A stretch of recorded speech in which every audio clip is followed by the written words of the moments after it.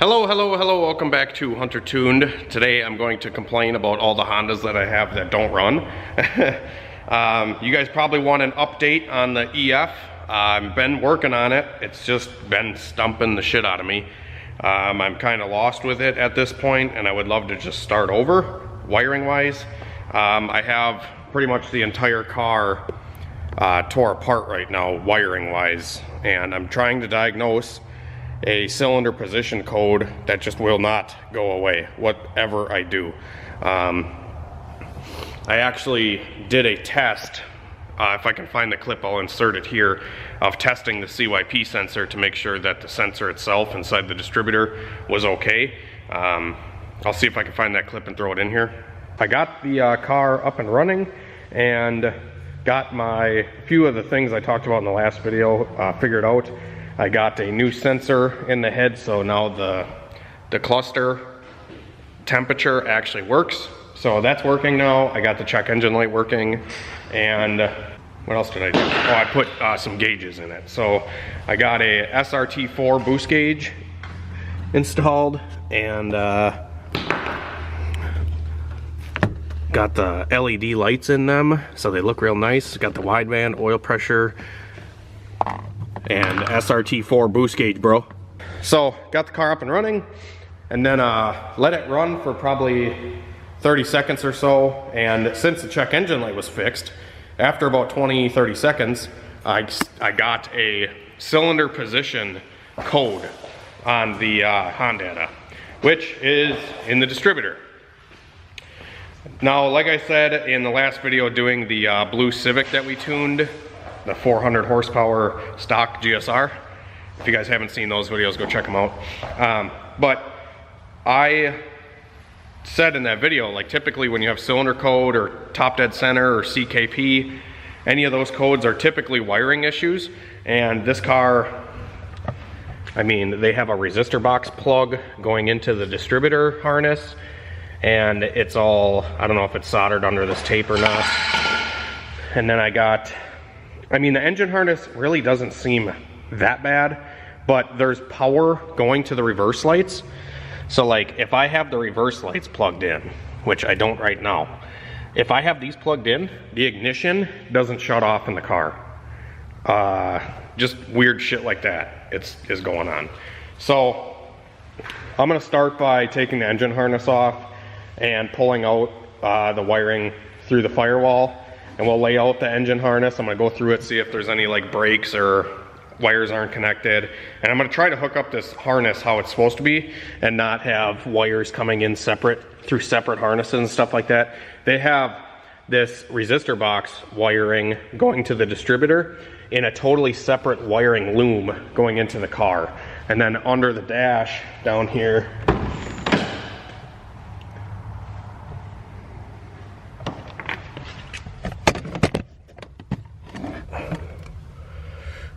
down here is pretty bad. There's another plug that stuff goes into. They jumped wires from the jumper harness into the car harness, like that white wire and blue wire over here. Those are all tapped in. I don't know if they're taped or what the hell. So I'm gonna start by, just taking all this stuff out and laying it out on the floor and seeing if I can see any obvious issues or if I can maybe fix this harness. All right, so I'm pretty nose deep in this thing. Spent the last like hour or two gutting a lot of the wiring out of the car, and I got the injector harness out. This was actually tied in. So this is like a separate injector harness. This harness was out to the distributor that they used for something, don't know what. This one was for the fan switch, I believe. And it's tied in with a lot of this, which I'm not really sure. It says O2 signal, which we don't have an O2. And this is the piece that goes off of the jumper harness for like your auxiliary stuff, like VTEC and some other stuff. So that, there's only one wire actually going into this main harness. Then it goes out to 2. I don't fucking know. This is like the fan switch. Honestly, probably don't need a lot of this. There's my engine harness, which is fairly uncut besides the distributor shit, which I stripped all of it back and I'm trying to figure out right now. These are the plugs for the distributor, which are, I don't even know where to start on this, because yeah, not looking great. So, and this was going to that resistor box, so like none of the colors are gonna match. So maybe I'll use the plug and just wire into the factory harness. That's what I would like to do, is try to retain OEM stuff as much as possible, so it's less confusing running resistor box wiring into the distributor and stuff. So it did have a DSM resistor box in it for these precision injectors that it has. This harness was the VTEC. There's a ton of wiring going to 1 pin, and I think that was tied in with that shit. This is the battery lug, so like it has battery to starter and then battery to alternator.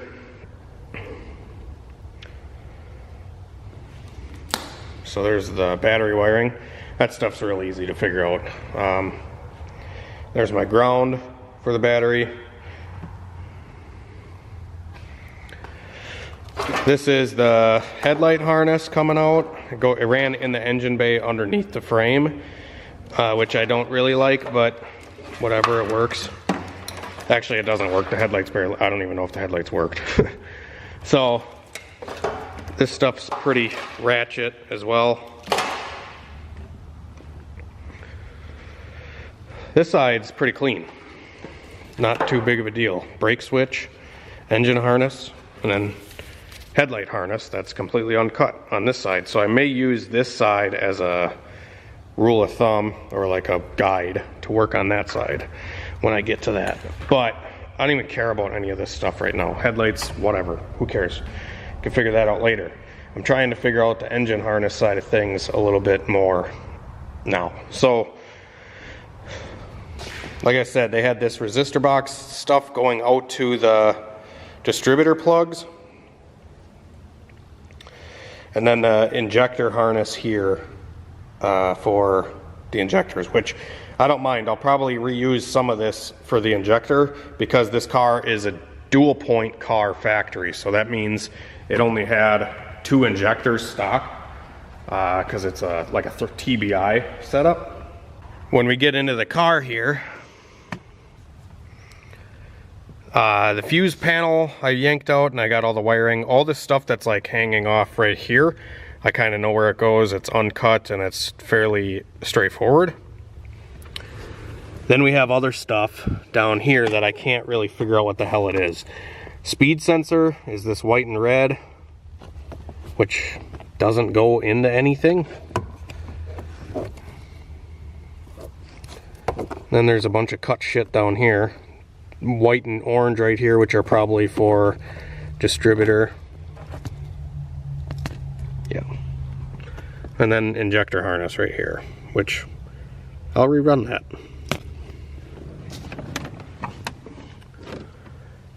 Here's the jumper harness. Ton of cut shit I gotta figure out. I don't even know where any of this goes. The car did run.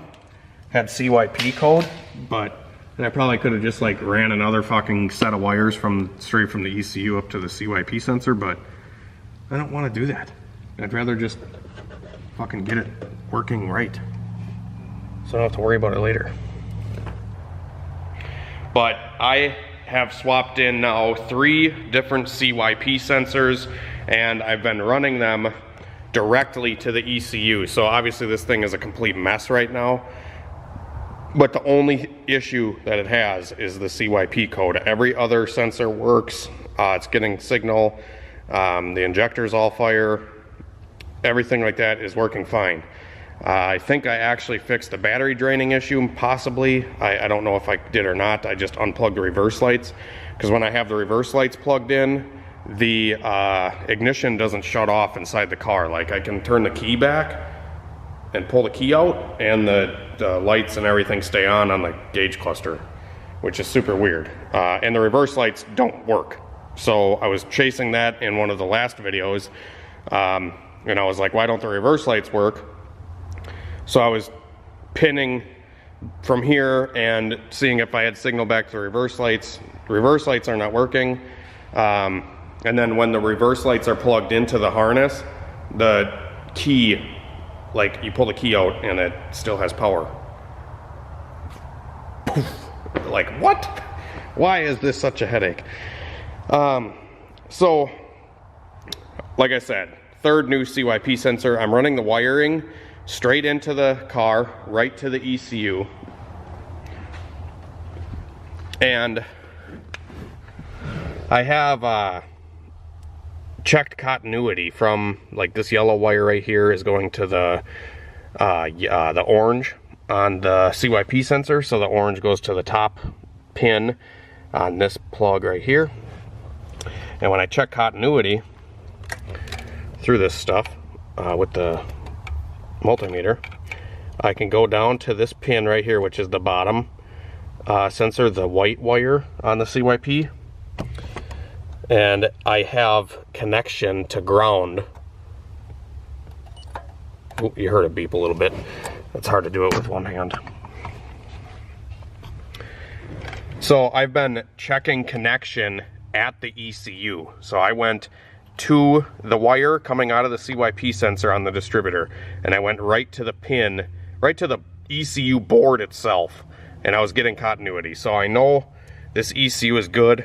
It's not an ECU issue, and it's not a pin issue, because sometimes the pins inside of the harness here that plug into the ECU, there's little pins that the wires go in, and they make connection with these pins on the ECU itself, and then the pin on the ECU goes to the board, and then there's circuitry that runs to all this happy shit.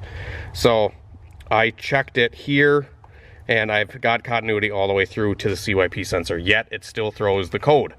So what I was doing, and I thought was really weird, is I was just probing stuff, and I accidentally touched this bottom, which would be the white wire on the CYP sensor, and I accidentally touched it to this probe right here. And this probe is this green wire, which is the starter signal wire. And I chase it back, and I go through the jumper harness, and through the jumper harness, this CYP, the white wire, is coming out to this. It's getting continuity through this green wire right here, which is connected to this part of the harness up here. So this green wire going into the actual car harness, which is fairly uncut. There's like one wire or something that's cut. But this going to the car side is for the check engine light. That's what it says, at least online. So I'm like, how the hell? Starter signal, check engine light. So now it's kind of making sense why they had the check engine wire cut. So I talked about it in the last video, because I'm like, why doesn't the check engine light work? When I first got this car, the check engine light did not work. But I don't think it had any codes. It had no codes when I pulled them up on Hondata. And I don't know if that's because the wire was cut, because I think the board is still gonna see a check engine light. So I hooked that wire back up, and then I started getting a check engine light again, and it came up for CYP. So now chasing this green wire that's got continuity for some stupid reason through, on the OBD1 side is starter signal, and on the OBD0 side it goes to check engine light. So I'm thinking that this jumper harness that's in this car must be for a multi-point car harness. If this makes any sense to you guys, I hope it does. And I think they just used the wrong OBD0 jumper harness, and I need an OBD0 to OBD1 jumper harness, but the OBD0 side needs to be dual point, DPFI. And there's two different jumper harnesses they make for these cars. One is for dual point chassis harness, and one's for multi-point chassis harness. And the one for dual point one for dual point comes with a sub harness for injectors and shit like that. because, yeah. But it sucks because the car side of the harness is actually fairly clean, and everything works in the car. Like the heater controls, everything works. The radio wiring, everything else in here is good. So I'm at the point now where the only thing I haven't tried is a completely new distributor, but I have swapped sensors in these distributors 100 times. I've swapped crank sensors, top dead centers, CYP, igniters, coils, whatever. And I've gotten them to work every single time. So I don't think the distributor actually has a problem. I think it's just a weird frickin' wiring issue where even if I'm feeding the 2 in from CYP right to the ECU, it's still throwing the code. I don't know, I'm fucking lost. And it sucks because I've been trying to get like one of these cars together so I can at least make some content, some like fun, you know, content ripping out on the street or something like that. Yeah. I also just picked up this $500 EG coupe that I might make a video on to try to get this thing going. It's got a set of wheels on it. It's obviously a kind of a rot box, but it runs and drives. I drove it here to my shop about 30 minutes. It was a really sketchy ride. This is another car that's like a what the hell kind of issue. This car has a suspension issue. I drove it here and the suspension pops like crazy. So like I said, just bought this $500 EG, and it's got an issue where when I'm driving the car, it tends to, like you steer it one way and it pops, like it'll pop as you're turning, and the steering wheel was like upside down when I was going straight, and then I turned the wheel and then it was straight going straight. Like the wheel was how it should be. And I'm like, what the heck is going on here? So this is the situation that I have on this car. For one, it's got some rust, and the engine bay right here is a little rotted, but I don't think anything structurally on the suspension is gone. So I don't think that that's causing this issue that I'm having. But the strut is actually rubbing on the coil spring on both sides. And if it was a rotted issue on the other side, I don't think it would do it on both sides, because it's doing it over here. It's rubbing. You can actually probably see the part of the coil spring that's getting rubbed on. Yeah. So it does this when the car's on the ground too. It doesn't just do it while it's in the air like this. And I'm like, oh, maybe the spindle's bent or something like that. A couple people on Facebook were mentioning like, oh, the spindle's bent. And I'm like, all right, maybe it is. But I've never bent one of these spindles, like ever. It does have a little bit of play in the ball joints, but it's not like super bad. And it does got some play in the tie rod. So like the tie rod might be most of this issue, but typically when like a tie rod has a little bit of play, it's not gonna do this weird shit with the suspension and a rub on the coil spring like this. The shocks are installed right. The arms, I mean, the shock arm that goes to the lower control arm, that's all installed right. It's not like these upper bushings are like completely gone or anything, where it's just a really weird suspension issue on this one. Granted, I got it for 500 bucks and it came with a set of wheels, and it's got a healthy running D16 Z6, genuine Z6. And it's got a slew of other stupid little issues. But I was like, oh, for 500 bucks, I could probably sell the wheels and the ECU and make my money back. So I just took a gamble and I bought it. So that's another Honda that maybe we can go take this thing out and take it on the ice, or put like a 300 horse power plant in and make it a sleeper. I think that'd be kind of fun. I was actually taking this car, this is a customer's car that I'm tuning right now, and I was checking the suspension components on his versus mine, and they all look identical. And I'm like, maybe somebody put like EF upper control arms on it or some stupid shit, or like the wrong spindle or the wrong, you know, it's got wrong parts in it, but I don't think any of that's true. Maybe the rack is bad on it. I don't really know, but it's super loosey-goosey. And then my Grom obviously is blown up. I actually just ordered the parts from Mike, so it'll be a couple weeks before I get the parts back for the Grom, but I'm really excited to get that going. So yeah, I got another car up on the dyno right now that's got another stupid weird issue. It's a VTEC issue where a VTEC kicks in and it misfires. Don't know what's going on with it. I'm probably just going to run a line from the sandwich plate to the head and see if it fixes it, like I've done on a couple other cars, because it's got plenty of oil pressure at the block. I'm just wondering, maybe they didn't pull the plug out of the bottom of the head and this head was on an LS VTEC or something at one point. New solenoid I've tried. I've tried VTEC from 4500 all the way to 7500 just to see if it would change. No change. So it's a mechanical VTEC engagement issue on this car that I've been trying to, you know, get sorted out. Mustang runs great, but I think it might have a blown head gasket. I don't know. And then my Integra, my K-swapped Integra, I paid a guy to paint it, and the paint didn't turn out good. So I have it sanded back down in my driveway at home, and I've been waiting on using a paint booth for the last couple weeks. So I haven't been making any content on that car lately.